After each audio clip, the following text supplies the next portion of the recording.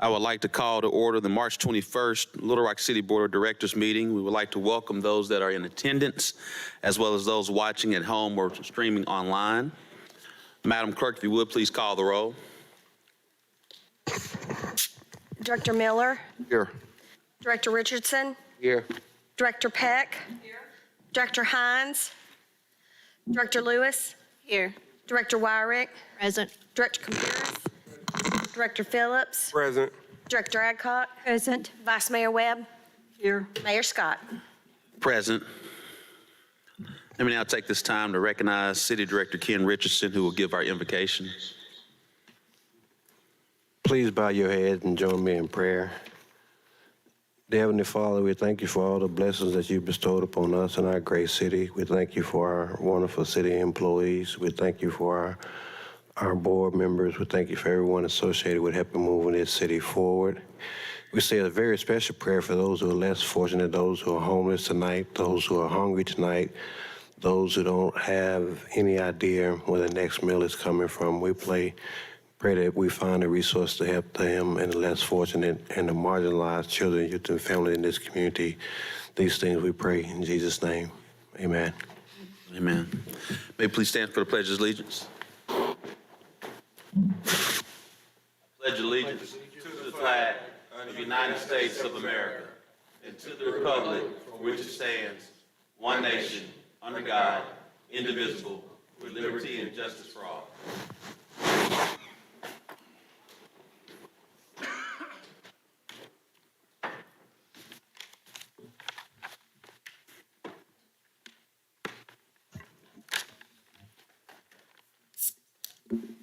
All right, we have two modifications for today's agenda. M1, which is a resolution for the increase in the hourly rate for security guard services at various city facilities. M2 is a resolution to purchase of audio-visual equipment for the Board of Directors Chambers renovation project. We also will be deferring item number,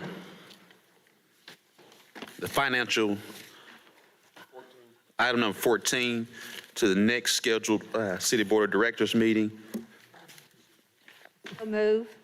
There's a motion, is there a second? Second. All those in favor, please say aye. Aye. All those opposed, please say nay. Ayes have it. Madam Clerk, if you would, please read the consent agenda along with items M1 and 2. The consent agenda consists of a resolution to authorize the city manager to enter into a contract with Redstone Construction Group Incorporated in an amount not to exceed $297,018 for the landfill fleet shop parking improvements and for the purposes. A resolution to authorize the city manager to enter into a contract with Affordable Trail Solutions in amount not to exceed $287,375 for the construction of mountain bike trails at Boyle Park and for the purposes. A resolution to authorize the city manager to enter into a contract with Masters Transportation Incorporated in an amount not to exceed $123,599 plus applicable taxes and fees, and for the purchase of one Ford E450 12-passenger van with 2 wheelchair lifts for the Parks and Recreation Department and for the purposes.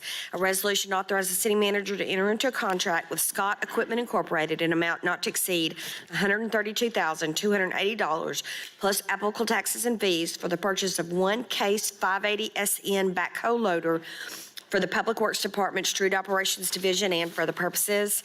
A resolution to authorize the city manager to enter into a contract with Vermeer Mid-South in an amount not to exceed $200,000 plus applicable taxes and fees for the purchase of Vermeer parts and service for the Fleet Services Department and for the purposes.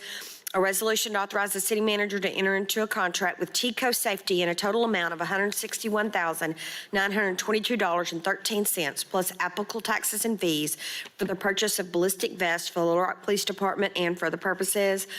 A resolution to authorize the city manager to enter into a contract with the Siegel Group Incorporated in an amount not to exceed $350,000 to conduct a citywide classification and compensation study and for other purposes. A resolution to authorize the city manager to enter into a contract with Risk Management Resources in an amount of $72,000 to provide third-party administration services for the city's self-funded workers' compensation program and for the purposes.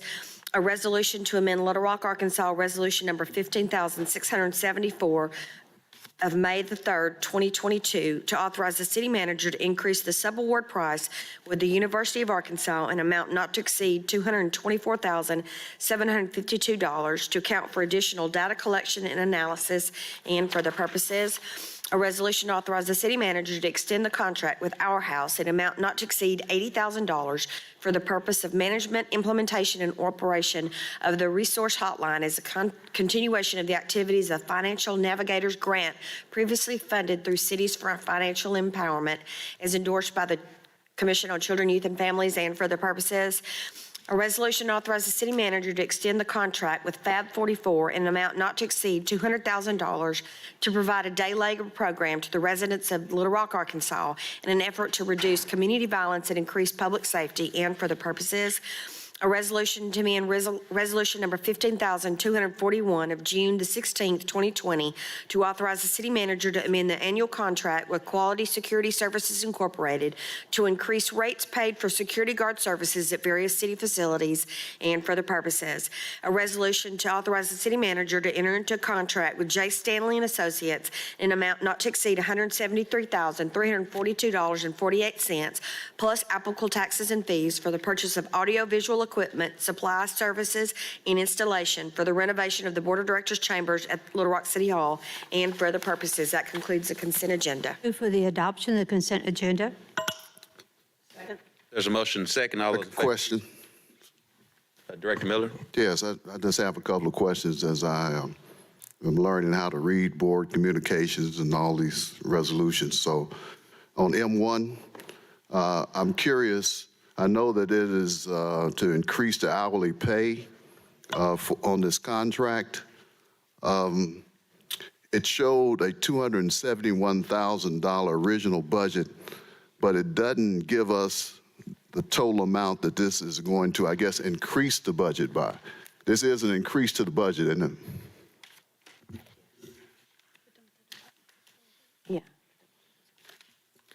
Yeah. Madam Clerk or Emily, whichever one. Director Miller, the departments will absorb the increase within their budgets. So it's a budgeted amount that they already have funds for? Yes, and they'll absorb the increase within their existing budgets. So how does that work exactly when you say they're going to increase the amount?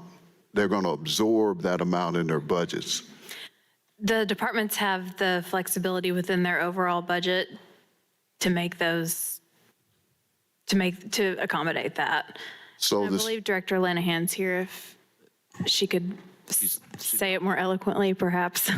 Thank you. She's no longer here. She was here specifically for the financial ordinance that was deferred. Okay.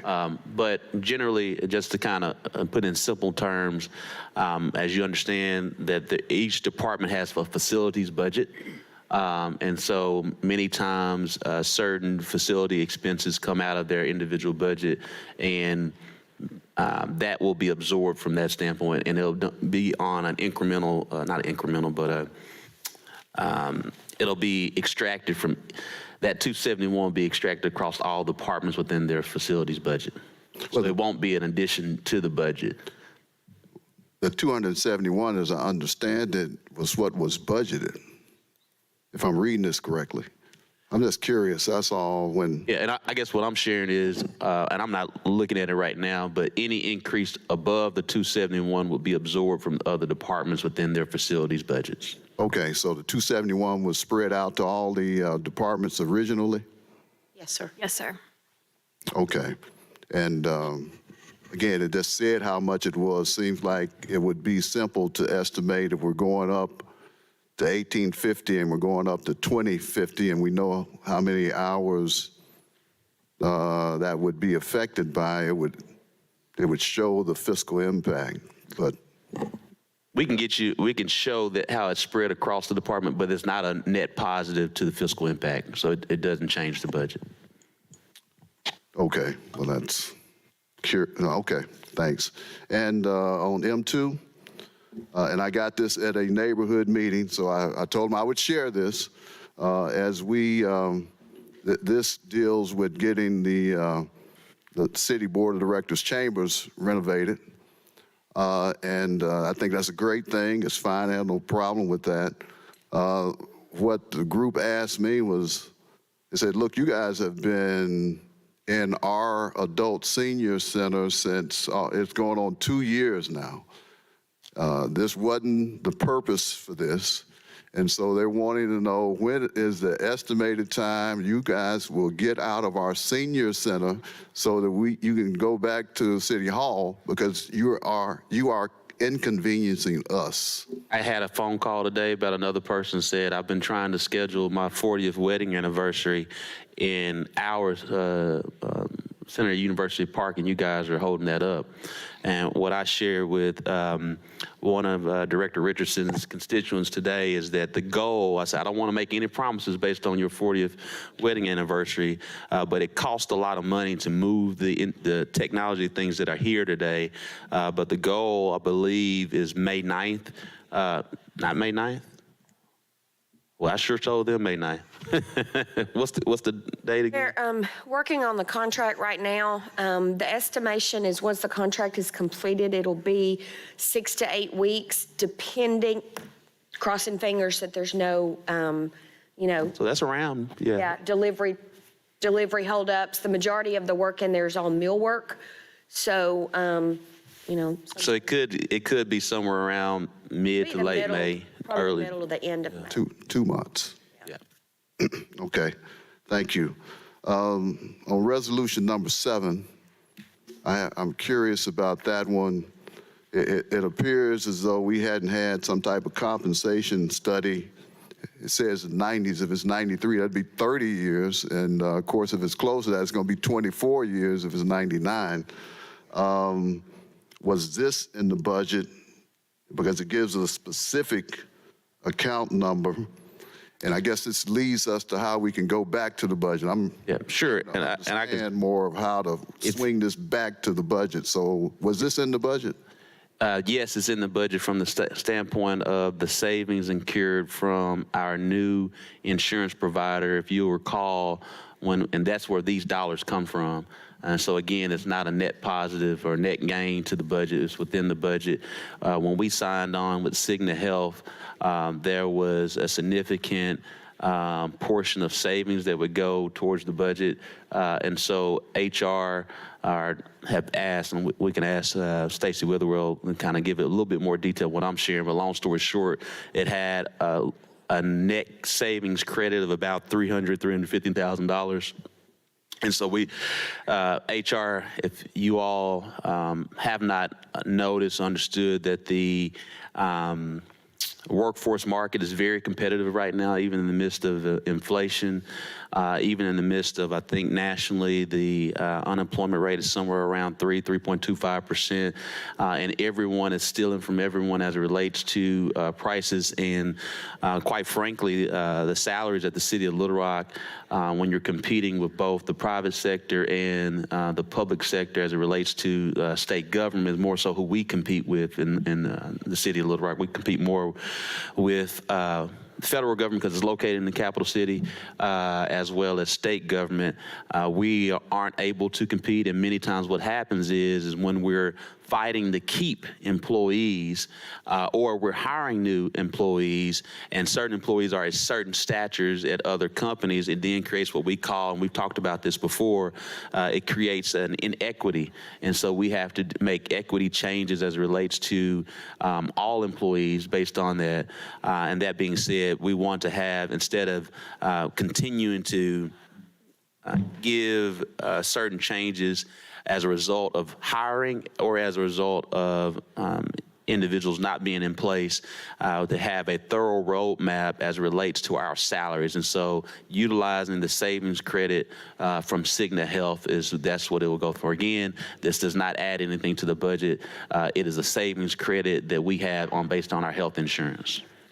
Well, thanks for that explanation. Certainly when we have a $300,000 surplus or thereabouts, that this was not talked about originally to be in the budget. So when we have that type of surplus like that, is it a situation where we decide to go ahead and allocate the money to some cause that, or do you come back to the board and say, look, we got 300,000 extra dollars, so what's your pleasure? No. So it was shared with the board that we would be getting savings credits as a result of the Cigna contract that Director Compurius helped work on. So that was always known. I do know it's been a long time since we've had the healthcare discussion, but I want to say even the savings credit, some of that won't be incurred into overtime. So I want to make sure it's not, if Stacy will come in, but I believe it may have been close to $1 million that we'll probably have in the savings credit. Again, that is accrued. It's not on day one once we sign the contract. But as relates to this $350,000, that portion is now with us. That was shared during the budget discussions, and that's where we are. And so again, we can't move forward even though we have the money sitting there because it's a part of the budget. We can't purchase anything without the city board's approval, and that's the reason why we put it a part of last week's agenda meeting. Okay, well, thanks. I was trying to understand how that gets, how that's done. Just a couple other things. I think it's positive. On resolution number 9, looks like. Thank you, Stacy. No, we answered the questions. I told her she could leave. Unless do you still want her? No, that's all right. Okay. I can talk to her later. All right. On resolution number 9, looks like that's not going to cost the city any money. Looks like that's coming from a grant. I was just curious, though, if anyone can explain that we're collecting new data. Was it something that the specs didn't cover that we have to now go back and try to cover? Because when this was negotiated, I guess they were saying this is in the specs, this is what's going to be in here, this is what we're going to gather. So does something change where we need to gather more information? Just going based off of memory, this is a pretty usual grant that we deal with, the Byrne Grant, which is a U.S. Department of Justice grant, and periodically there are different changes as it relates to the grant that we bring forward. Okay, that's fine. It's not costing us anything. It's part of what's in the Byrne Grant, right? No, sir. No, it's not costing us anything. Yeah, okay. Thanks. And on resolution number 10, at our house, I think they do a great job, but it's certainly in reading the board write-up, they know how many hours they worked, they know how many residents they served, and it says they report to community programs to ensure satisfaction and progress. They had 2 years worth of data. I contrast that to resolution number 11. That's not in the write-up about how many hours, what they've done. I guess they do the same type of review on that contract. Just seemed as though it was more detailed in that first resolution than in that last one. And I think it would be great to have that, because I'm certainly supportive of what's going on at 11, but certainly in the write-up for 10, for our house, it had what they've done, how many people they served, and hopefully we talk to them also about what we'd like to hear, certainly as it relates to that low-income water assistance program. Hopefully they can tell people about that, and we told them they need to share that. So hopefully that type of communication is going on. But again, it just appeared to be such a difference in detail from 10 to 11 in the write-ups. Yes. Director Doucette, if you'll make certain that we get more detail on item number 11 and get that to the city board. Next Thanks, question. Mayor. I hate to. No, I love it. So more people get a chance to understand what's going on. So thank you so much. Okay, that's all I had. Director Phillips. Thank you, Mayor. Similar to Director Miller, I was going to ask about I just lost myself. My computer just died. Anyway, as it relates to two things, as it relates to us going back to the city hall, the write-up says AV equipment replacement. Is that just microphones, or is there what are we actually getting or doing? The city clerk has worked on this. I'll let her. Okay. answer She's the running, question. everyone, just so everyone's clear, that the city clerk, as you know, does a lot of work within City Hall. Grateful for her. If you'll just give the city board a brief synopsis of what's going to happen, and then maybe a more detailed one that you can email. The AV equipment not only includes, Speaking to the mic, I know. AV equipment not only includes the microphones, it also includes the cameras and projectors and screens and even up to on the dais where y'all all sit, then the screens that y'all will have up there. So it's a complete redo of everything that's in there right now.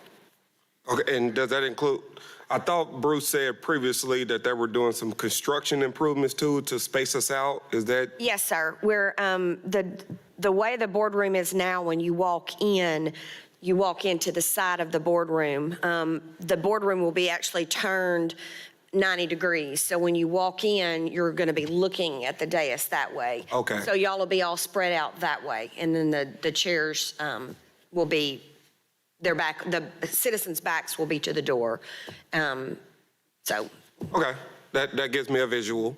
Thank you. it's just turning stuff around and kind of spreading y'all out, and just a better use of the room. And that way people, when they come and if they present to the board, then when they're done, they can just exit out the back door instead of walking all the way across the room. And it'll set y'all off a little bit, so where it's not so right there in front of everybody. Understood. Thank you for that.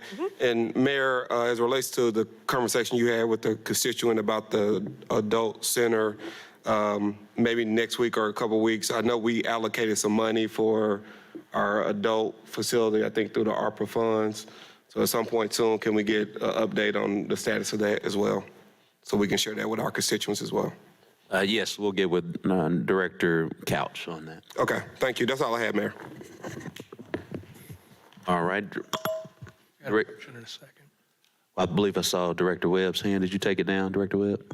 No, I was going to address Director Miller's question about the Fab 44, because we had a lot of questions about that at CYF. We asked a lot of questions and we got a lot of good answers. I didn't do the write-up, so I don't know why and I don't have all the numbers at the top of my head, but we felt really good about the program.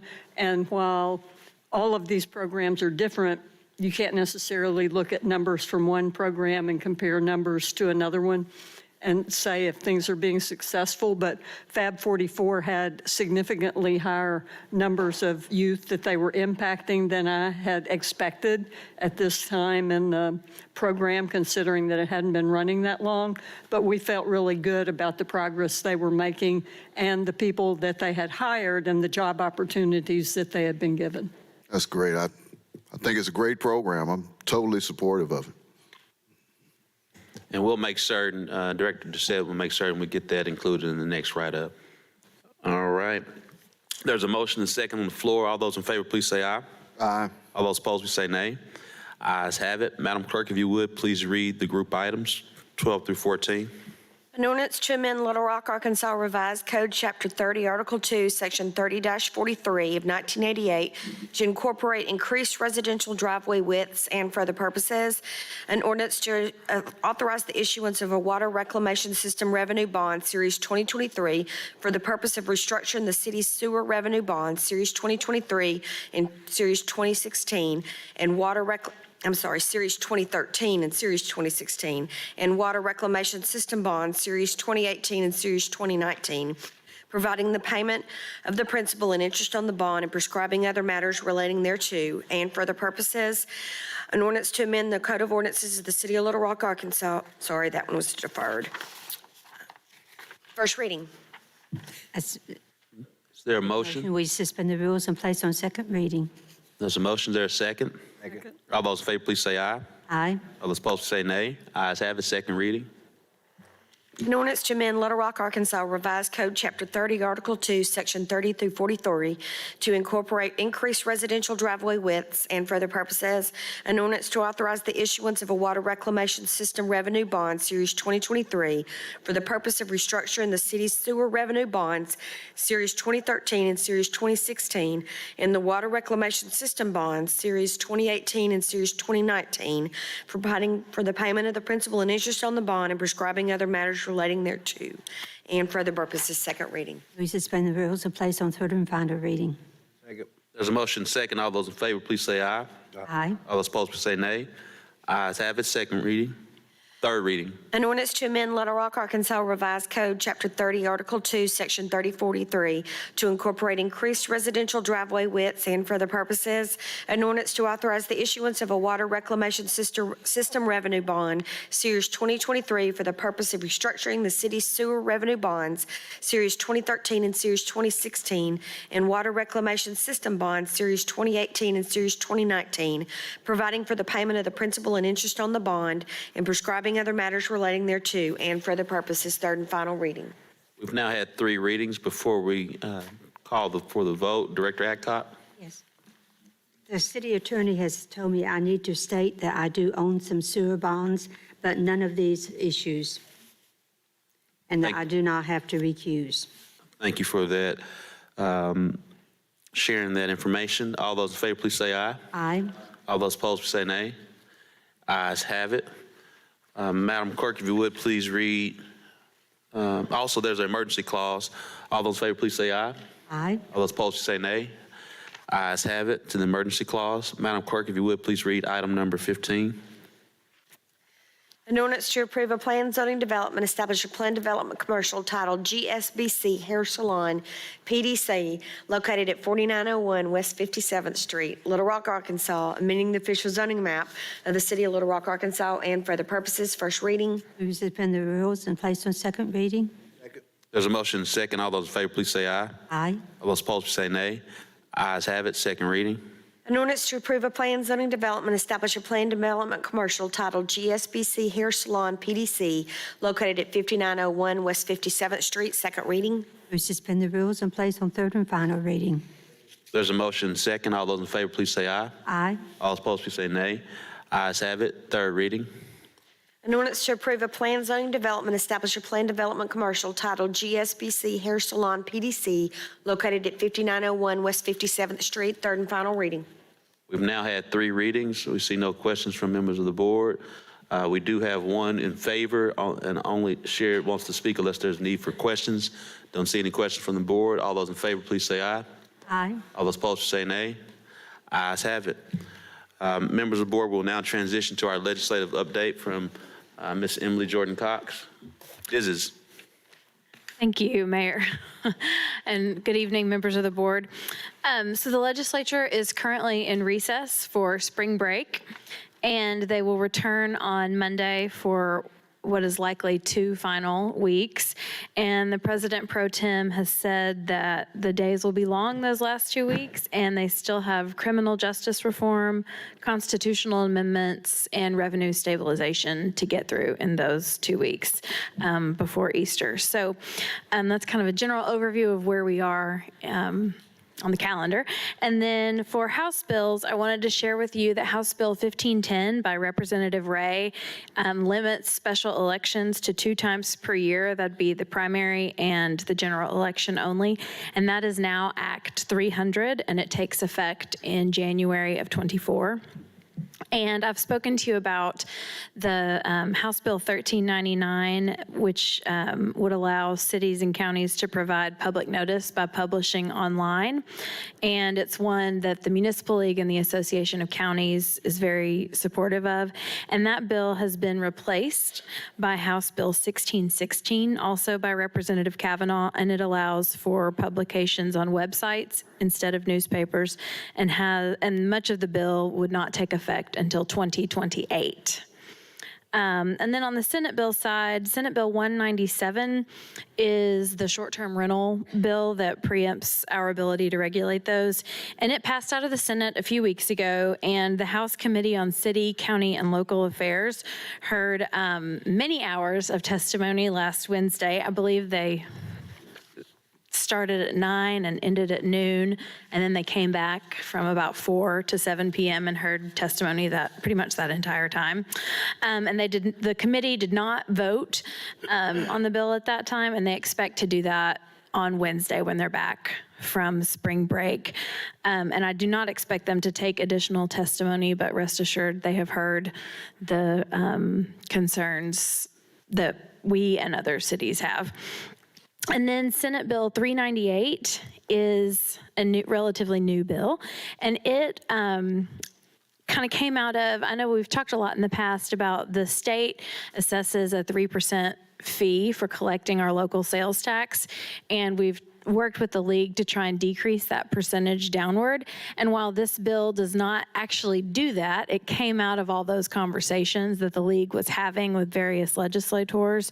And so this bill is an attempt to help the cities get more funding from the state. And the way it would work is that in the event that the state has a surplus, which you never know if they will or not, then a percentage of that surplus would be distributed as municipal aid back out to the cities on the per capita formula that the state uses for municipal aid.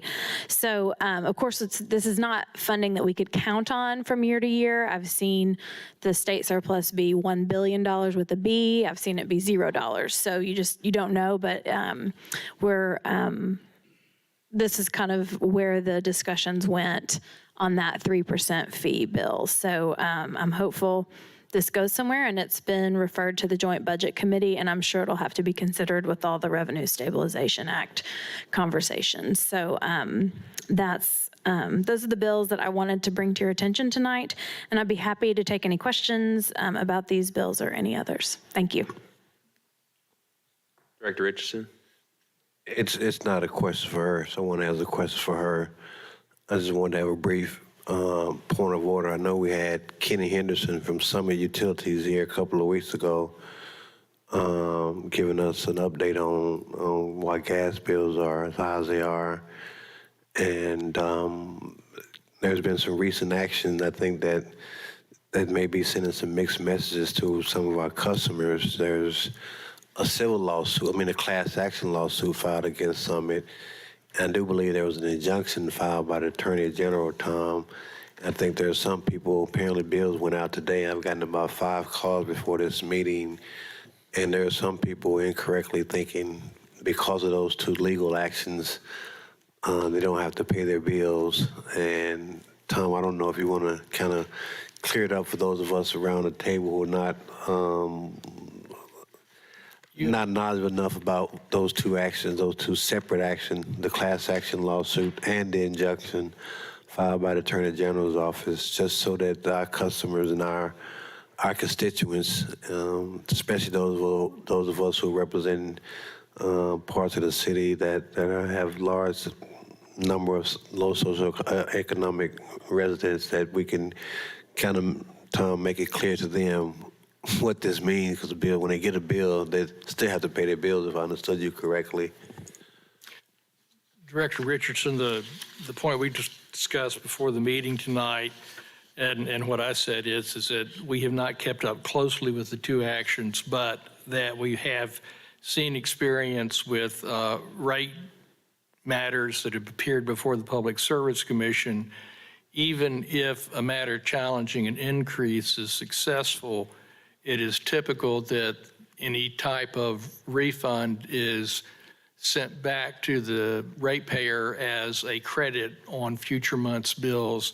And so the advice I would give anybody is pay the bill.